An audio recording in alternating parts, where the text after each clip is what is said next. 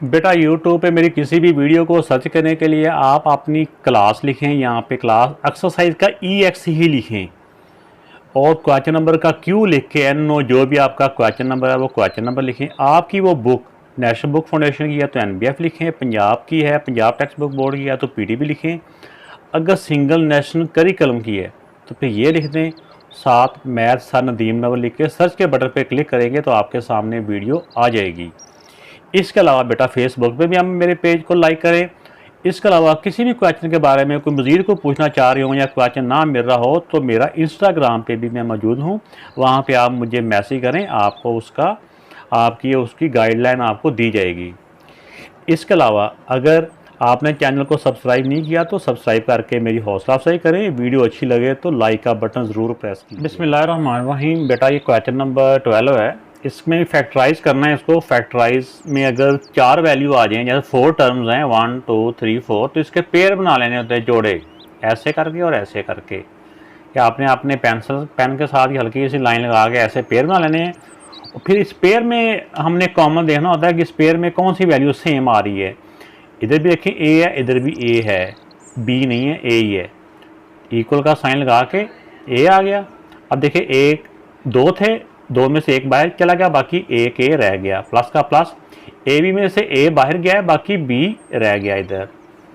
अब next plus है, इसमें देखिए AC है, इधर BC है, तो कौन सा नंबर सेम है, कौन सी वैल्यू सेम है? C दोनों में सेम है, तो AC में से C बाहर गया, बाकी रह गया A, प्लस का प्लस। इस BC में से C बाहर गया, बाकी B रह गया। इसमें जब 4 वैल्यू होती है, 4 वैल्यू वाले में बेटा ये होता है कि जो दोनों ब्रैकेट्स के अंदर वैल्यू होती है ना, वो दोनों सेम आ रही होती हैं, ये सेम आनी चाहिए। तो ये देखें जैसे कि ये AB इधर भी है, A प्लस B इधर भी है, A प्लस B इधर भी है। ये आपको समझाने के लिए मैं अंडरलाइन कर रहा हूँ सिर्फ, ये कोई पार्ट ऑफ क्वेश्चन नहीं है कि आपने अंडरलाइन करना है। जो देखिए जिनको मैंने अंडरलाइन किया वो दोनों सेम है ना, A प्लस B और A प्लस B।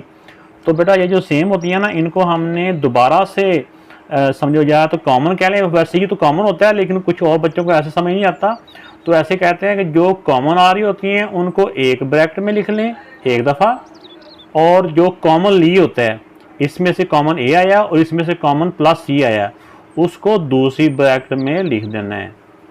क्या किया दोबारा से मैं बता दूँ, जो सेम थे दोनों ब्रैकेटों में सेम वैल्यू हैं, उन दोनों को एक ब्रैकेट में लिख दिया, ठीक हो गया।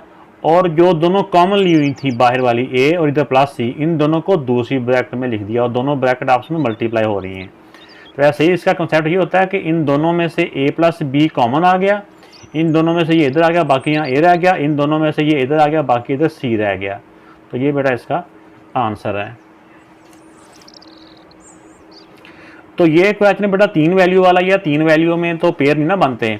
तो इसमें देखें कि x इधर है, बाकियों में भी x देखो आ रहा है ना, x तो आ रहा है। तो x में सबसे छोटी पावर क्या है? कॉमन वो वाली वैल्यू लेनी होती है जो सबसे कम पावर वाली होती है। इधर 3 पावर है, इधर 2 है, इधर 3 है, तो x स्क्वायर इसमें कॉमन आ जाएगा। सबसे कम x स्क्वायर है ना, x की पावर 2 ही कॉमन है। अब देखिए 3 में से 2 बाहर चले गए x, बाकी 1 रह गया, माइनस इसमें से देखिए x स्क्वायर कॉमन में चला गया, बाकी सिर्फ y स्क्वायर रह गया।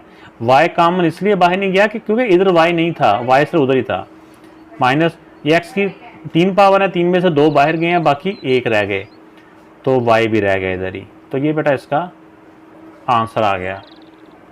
तो बेटा ये देखें कि ये क्वेश्चन में भी 4 जो है टर्म्स दी हुई हैं, 4 वैल्यू दी हुई हैं। तो जब 4 टर्म्स आ जाएँ तो इसको फैक्टराइज करना हो तो हमने इसमें इनके पेयर बना लेने होते हैं, पेयर जोड़े।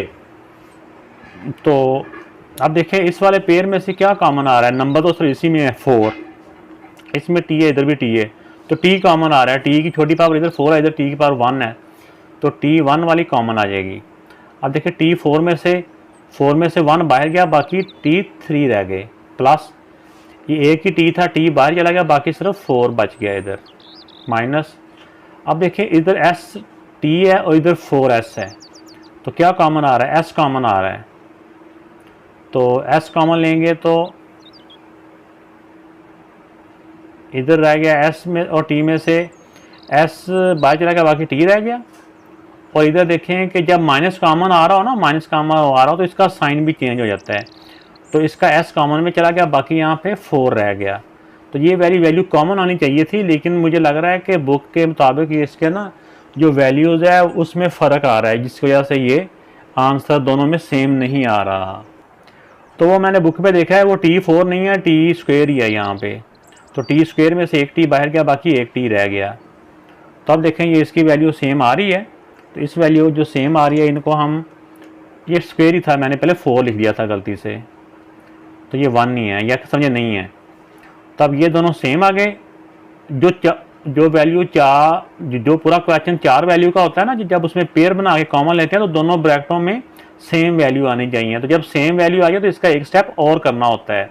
वो स्टेप क्या होता है कि जो दोनों सेम वैल्यू आई होती है ब्रैकेटों में, उसको एक ब्रैकेट में क्लोज कर देना है, और जो दोनों वैल्यू कॉमन ली होती हैं उसको दूसरी ब्रैकेट में कर देना है। ये T-S है। बुक वालों ने यहाँ पे 5 लिखा हुआ है, बुक पे आंसर इसका यानी कि मुख्तलिफ आ रहा है इसका। तो ये बेटा इसका आंसर है। तो बेटा ये जो क्वेश्चन नंबर 15 है, इसको भी क्वेश्चन को लंबा चौड़ा तो क्वेश्चन देख के घबराना नहीं है। तो इसमें भी यही है कि आपने घबराना नहीं है। इसमें देखें ब्रैकेट के अंदर x माइनस वाई और इधर भी x माइनस वाई है। ये तीनों सेम है। जो सेम होते हैं इनको हमने कॉमन ले लेना है। इन सारों में से ये कॉमन आ गया, तो बाकी इस सारे में से ये कॉमन में गया, बाकी रह गया एक्स स्क्वायर माइनस, इस सारे में से ये कॉमन में चला गया था, बाकी रह गया वाई स्क्वायर। इस सारे में से x माइनस वाई कॉमन में चला गया था, बाकी रह गया प्लस जी स्क्वायर। तो ये बेटा इसका आंसर आ गया। तो बेटा ये क्वेश्चन नंबर 16 है, ये और लंबा क्वेश्चन हो गया है, ठीक है ना। तो लेकिन इसको भी देख के आपने बिल्कुल क्या कहते हैं घबराना नहीं है। इसको दो तरह से हम कर सकते हैं। दो तरह से क्यों कर सकते हैं? क्योंकि एक तो इसमें ये वाली वैल्यू जो ब्रैकेट के अंदर है ना, ये भी सेम आ रही है पिछले क्वेश्चन की तरह। एक तो जो सब ब्रैकेटों में सेम थी उनको भी हमने कॉमन लिखना है। लेकिन इस क्वेश्चन में और इस क्वेश्चन में फ़र्क ये है, इस वाले में ब्रैकेट वाली तो सेम आ ही रही है, लेकिन जो बाहर वाली हैं उनमें से भी कुछ कॉमन आ रहा है। तो एक स्टेप में आप ए को कॉमन ले लें, दूसरे स्टेप में दूसरी वाली वैल्यू को कॉमन ले लें, फिर हमारे लिए आसानी रह जाएगी। तो अब देखिए कि पहले मैं कोशिश करता हूँ कि ये एक्स वाले जो x प्लस वाई है ना, इसको कॉमन ले लेते हैं, ताकि ये ना जो बहुत लंबा चौड़ा क्वेश्चन जो नज़र आ रहा है ना, ये कुछ शॉर्ट नज़र आए। अब देखिए इन सारों में से ये कॉमन ले लिया, इन दोनों में से ये कॉमन गया, तो बाकी रह गया यहाँ पे 5x स्क्वायर। अब इस सारे में से x प्लस वाई कॉमन में गया, बाकी रह गया प्लस 10xy प्लस इस सारे में से ये x ही लिखा हुआ है, पहले गलती से ब्रैकेट क्या लिखी गई थी। तो इस सारे में से x प्लस वाई कॉमन में चला गया, बाकी रह गया यहाँ पे प्लस 25xy स्क्वायर। ठीक हो गया, एक स्टेप हो गया। अब देखिए कि अब हमें इस सारी ब्रैकेट में भी नज़र आ रहा है कि ये जो नंबर्स हैं, नंबर भी 5 से डिवाइड हो रहे हैं, इन 5 भी कॉमन आ जाएगा और x भी कॉमन आ रहा है। तो अब देखें कि जो कॉमन आ रहा है उसको चाहे हम यहाँ पे लिख लें या उसको शुरू में लिख लें। मल्टीप्लाई हो रहा है ना, ये ब्रैकेट और ये ब्रैकेट आपस में सारी मल्टीप्लाई हो रहे हैं, तो जो कॉमन है ना वो भी मल्टीप्लाई होना है। उसको हम चाहे यहाँ लिख लें चाहे इधर लिख लें। एक दफ़ा इसको ना इधर ही लिख लेते हैं 5x, ये मल्टीप्लाई है क्योंकि सारे नंबर 5 से डिवाइड हो रहे थे, 5 भी आ गया और x भी सब में आ रहा था, तो x की छोटी पावर 1 ही थी तो x भी कॉमन में आ गया। अब 5 भी बाहर आ गया, x की पावर 2 थी, 2 में से एक x बाहर चला गया, बाकी एक x रह गया। अब 5 को देखिए किससे मल्टीप्लाई करें, 10 आता है, 5 को 2 से मल्टीप्लाई करें 10 आता है। अब x5 में देखिए x इसका बाहर आ चुका है, एक x था जो कि कॉमन में आ गया, y बच गया बाकी प्लस। अब 5 को किससे मल्टीप्लाई करें, 25 हो जाए, 5 5 दा 25। और अब xy पे आ जाए, x एक ही था जो कॉमन में चला गया, बाकी y स्क्वायर रह गया है। तो बेटा इसका ये आंसर आ चुका है।